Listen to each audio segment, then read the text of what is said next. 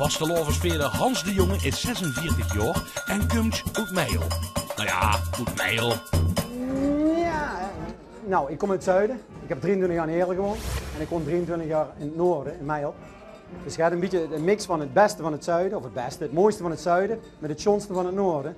Een beetje als je een liedje hebt van Beppie Kraft, met Paul en Leeuw, en je mengt dat een beetje met Toddenzegg en wij draaien, en dan krijg je mooie klanken, en dat ben ik. Liedjes maken is zijn hobby en hij viert de vastelovend alsof het zijn eigen broerloft is. Zelfs de titel Vasteloversveerder is voor hem niet onbekend. Het meest bijzondere wat ik ooit met carnaval heb gehoord, dat wij Vasteloversveerder in ons eigen dorp zijn geworden, Meijel. Dan zijn we in 2006 zijn we Vasteloversveerder geworden met onze hele groep. Erwin wil het juren waarom Hans de Vasteloversveerder van het jaar moet worden. Hans jongen, dat is een vastelovensmens in hart en nieren. Het bloed, dat strupt niet bij hem, maar dat kolkt. Hans is echt ook met een optocht.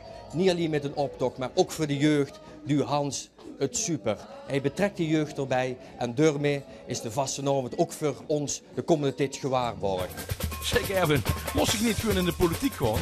En daarom mensen, stem op Hans, want hij is top.